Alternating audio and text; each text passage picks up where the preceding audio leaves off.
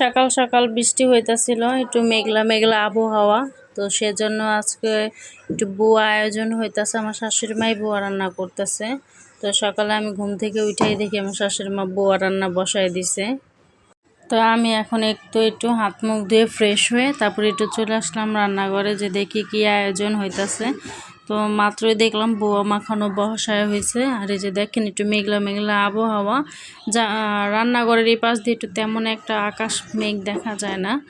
তো এটা হচ্ছে একটা স্পেশাল ভর্তা বানাবো। এটা হচ্ছে পটল শুটকির ভর্তা। পটল বলতে কি, পটলের যে বিচিটা, তো ওইটা কিন্তু অনেক আঠালো ভাব হয়। তো ওইটারই দিয়ে আজকে আমি একটা ফ্যাসা মাছের শুটকি ভর্তা বানাবো। তো সেজন্য বউর সাথে আমি এই ভর্তাটা বানাবো। খাইতে এটা খুব ভালো লাগবে। তো আমি এর মধ্যে বিচি ধুয়ে নিছি, আর একটা শুটকি দিছি, আর এখানে পেঁয়াজ, কাঁচামরিচ আর হচ্ছে রসুন, এটা দিয়ে আমি এখন ভালোভাবে লাল লাল করে ভেজে নেব। আর এই তো মাঝে মাঝে আমি 2-1টা মরিচ এইভাবে কেটে দিতেছি, যেন একটু ভাজাটা ভালোভাবে হয়, কাঁচা যেন না থাকে। তো এই তো এই পর্যায়ে আমি এটাকে এখন ভালোভাবে নেড়ে চেড়ে নিব। আর এই যে এপাশে আমার কি সুন্দর ভাজা হয়ে গেছে, একদম লাল লাল করে ভেজে নিতে হবে, তাহলে পাটায় যখন বাটবো তখন একদম মচমচা হবে। আর এই ভর্তাটা কিন্তু অনেক আঠালো ভাব হয়, ভর্তাটা খেতেও খুব ভালো লাগে। তো আমি এই যে এই পাশে একটু বেশি তেল হয়ে গেছে, সেজন্য এই তেলটাকে আমি ছাড়াই নিতেছি। এই ভর্তাটা কে কে খেতে চাও অবশ্যই জানাবা। আমাদের বাসায় সবাইকে দাওয়াত দিব ভর্তার পার্টি। তো এই তো বুয়ার সাথে এই ধরনের ভর্তা আমার কাছে ভালো লাগে। আর এই ভর্তাটা বিশেষ করে সাদা খুদের বোয়া, ওই খুদের বোয়ার সাথে এই ভর্তাটা মানে খুবই মজা হবে। আর এই যে দেখো কি সুন্দর আঠালো আঠালো ভর্তাটা, একদম আঠা আঠা হয়। আর এতে এই পাশে হচ্ছে আলুর ভর্তা। আর এটা দিয়ে এখন হবে মজাদার সকালের নাস্তা। কে কে খেতে চাও আর কার কার ভালো লাগে অবশ্যই কমেন্টে জানাও। তো এই তো এ পাশে এটা হচ্ছে মোহনার বাবার জন্য নাস্তা বাড়া হয়েছে। তো এখন এটা আমি নাস্তাটা খেয়ে নেব, যেহেতু আমি আগেই এই ভর্তাটা খাবো, কারণ আমার এই ভর্তাটা অনেক পছন্দ। তো মাঝে মধ্যে আবার শুটকি ছাড়াও ভর্তা বানাই, মানে এটার মধ্যে শুধু বিচি দিয়ে ভর্তা বানাই। তো এটার আরও অনেক অনেক রেসিপি আছে আমার কাছে, যদি আপনারা চান তাহলে অবশ্যই কমেন্টে জানাবেন, তাহলে আমি অবশ্যই আপনাদের সাথে আমার এই রেসিপিগুলো আমি শেয়ার করব। আর এতে এই পর্যায়ে আমি এখন নাস্তাটা খেয়ে ঘরের সম্পূর্ণ কাজটা সেরে নেব। আর আজকে একটু বাজার আসবে, সেজন্য কাজও আছে। তো আমি এই জন্য আজকে আর কোনো ঘরের বাড়তি কোনো কাজ করব না। তো ঈদের আগে আস্তে আস্তে আমি মানে অল্প অল্প করে কাজগুলো সেরে রাখবো। তো এখন আমি এই পর্যায়ে শুটকি, এটা হচ্ছে বাগানের শুটকি ভর্তা, এর আগে আপনাদের সাথে শেয়ার করছিলাম। ওই যে ফ্রিজ ধোয়ার সময় অল্প একটু ভর্তা ছিল, সেটাই নিয়ে খাইতেছি। আর এই তো এখন চলে আসলাম আমি কাপড় ধোবো। তো সবাই নাস্তা টাস্তা খেয়ে শাশুড়ি মা বাজারে গেছে। তো এই পর্যায়ে ওরা বাচ্চা দুজন টিভি দেখতেছে।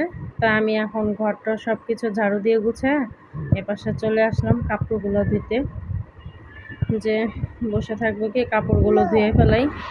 আর আমার না কেন জানি না, মানে কাপড় ধুতে একদমই মানে আলসিয়ামি লাগে। মন চাই কি যে আজকে না থাক, কালকে ধুবো, কালকে না হয়তো পরশু দেবো। কিন্তু পরে যখন আবার বসে থাকি না, তখন ভাবি যে না, আজকের কাজটা আজকে না করলে আমার কালকে আবার বেশি জমে যাবে, একসাথে চাপ পড়ে যাবে। তো সেজন্য মানে এই কথাটা ভাবলে মানে আমার একটা ম্যাডামের স্কুল জীবনে ম্যাডামের কথা মনে পড়ে। তো সে বলতো যে আজ করে তো আপ, কাল করে সো আজ, মানে এই কথাটাই আর কি হয় মনে পড়ে। তো সেজন্য ওইটা ভাই চলে আসলাম কাপড়গুলো ধুতে। এতটা মানে আমার জরুরি না যে এটা ধুইতেই হইব, তারপর মানে আমার নিজের সুবিধার্থের জন্য আমি এগুলো সেরে ফেললাম। আর এই যে দেখুন এখন বাজে কয়টা, 11টা 40। তো এই পর্যায়ে তো আমার এখন কাপড় ধোয়া শেষ, বালতিটা ভরার অপেক্ষায় ছিলাম। সবসময় বালতিটা ভরেই রাখি, কারণ বাসা ভাড়া কখন পানি থাকে না থাকে, সেজন্য সবসময় বালতিটা ভরে রাখি আমরা। তো এই জন্য এই তো এখন কাপড় ধোয়া শেষে চলে যাব বারান্দায়। আর এই যে এদের আমি বসাই দিয়ে গেছিলাম লিচু দিয়া, দেখেন লিচুগুলা কিভাবে কি করতেছে। হ্যাঁ, আমার মেয়ে দেখেন লিচু দিছি, আর ওই যে তিনি কি করতেছে, বিছানাদারি সব মাখতাছে। আর এই যে দেখেন আমার মেয়ে মানে কিভাবে লিচু খায়, মানে লিচু আধা খায় আধা ফালায় সে, এই হয়েছে তারা। আর মোহনার মানে একটা জিনিস কি ভালো, সে একা ছুইলে খাইব, কেউ ছুইলে ধরে ওটা পছন্দ করে না। তো এই পাশে আমি কাপড় ধুয়ে আস্তে আস্তে আর ওদের করতে করতে আমি আবার ওদের গোসলও দিছি। তো এই পাশে যে আমার শাশুড়ি মা চলে আসছে, আম্মা। তো আজকে হচ্ছে দেখেন জ্যান্ত একদম কই মাছ। তো মোহনার বাবা আবার বড় বড় কই মাছ পছন্দ করে, তো সেজন্য আজকে আম্মা বাজার থেকে বড় বড় সাইজেরই কইগুলো আনছে। তো দেখতেই পারতেছেন একদম তাজা তাজা কীভাবে নড়তেছে। তা আমার কাছে আবার না এত বড় বড় কই ভালো লাগে না। আর এই যে দেখেন তাকে আমি গোসল টোসল করে সম্পূর্ণ রেডি করাই দিয়ে গেছিলাম। আর সে এখানে বসে বসে কী করতেছে, হি করে হাসতেছে দাঁতগুলো বের করে করে। সে তার এই চুড়িগুলো তাকে নাকি তার ফুপ্পি দিছে। তাই আমি বলতেছি কোন ফুপ্পি? বলে সে তানিশা ফুপ্পি। তো এই পর্যায়ে সে হচ্ছে এই সারাক্ষণ নিয়ে এই চুড়ি খুলবো পরবো। আর দেখেন একটাও কিন্তু কোনো মানে ব্যামিল পরে না, সে গোলাপিটা গোলাপি, সাদাটা সাদা, গোল্ডেনটা গোল্ডেন, ওইভাবেই পরে। তার এই পর্যায়ে হচ্ছে রান্না বান্না মানে সব কিছু জোগাইতে একদম 1:45 বেজে গেছে। কারণ বাজার এনে মানে রান্না বান্না করাটা এটা অনেকই সময়ের ব্যাপার। তো সেজন্য আমি আপনাদের দেখাইছিলাম আমি 11:30টার মধ্যে মানে আমি কাপড় ধোয়ারি করছি। তো প্রায় 1:45 বেজে গেছে মানে সব কিছু জোগাইতে জোগাইতে। তো এই পর্যায়ে তো পটল ভাজা বসাইছি। এখানে হচ্ছে লাউ শাক আমি এখানে ভাব দিতেছি, এটা হচ্ছে ভাজি করব। আর অন্য পাশে শাশুড়ি মা আর হচ্ছে ননদ সম্পূর্ণ জিনিস কাইটা কুইটা দিতেছে। তো আমি এই শাক বাইসা নিছি, শাক বাইসা আম্মা শুধু এটাকে ধুয়ে মুয়ে বসাই দিছে। তো আমি আবার কই মাছ টই মাছ সব কিছু প্রসেসিং করে গুছাই টুসাই নিছি। তো অন্য পাশে কিন্তু ওনারা কাটাকুটি করতেছে। আর আমি ওগুলো কিছু কাটাকুটি করে পরে আবার চলে গেছিলাম। তো এই পর্যায়ে আমার শাশুড়ি মেয়ে সম্পূর্ণ এটা ধুইয়া মুয়া মশলা মাখায় দিছে। আর এটা হচ্ছে গুঁড়া মাছ। আমার হচ্ছে আসু তো আর এই কই মাছ খাবে না, তো সেজন্য তাদের হচ্ছে গুঁড়া মাছ মাখায় না, আজকে কষায় রান্না করছে। এখানে ভাত হয়ে গেছে। আর তো এটা হচ্ছে পাতুরি ডালও রান্না হয়েছে। এখানে আমি তো মাছ ভাজা নিলাম। তো মাছ ভাজার পর এখানে হচ্ছে আমি কষাইতেছি। আজকে একটু আলু দিয়ে ভুনা করব। আর বেশি আলু দিতে দেই কেন, মানে বাচ্চাদের জন্য, ওরা আবার একটু আলু ছাড়া ভাত খেতে চায় না, সেজন্য তাদের জন্য আর কি একটু বেশি করে আলু দেওয়া হয়। আর এই পাশে হচ্ছে আমি শাক বাগার দেবো, সেজন্য আমি বাগারটা চড়াই দিলাম। তো রান্না বান্না হচ্ছে মানে অনেক একটা কি বলবো কষ্টের আর ঝামেলার বিষয়। আর রান্নাই হচ্ছে সংসারের মূল একটা কাজ। এটা যদি মানে রান্নাটা যদি হয়ে যায় মানে সংসারের অর্ধেক কাজটাই কিন্তু হয়ে যায়। এটাই হচ্ছে সবচেয়ে একটা বড়ই।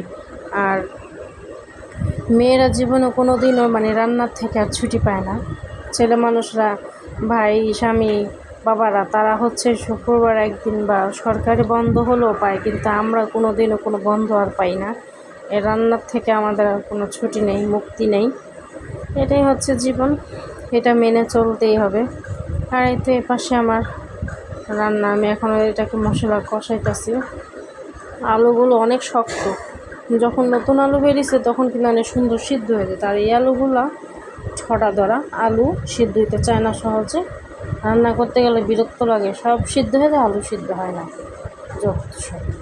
এই তো দেখেন আমার তরকারি হয়ে গেছে। আর এই তো আর কিছু দেখালাম না।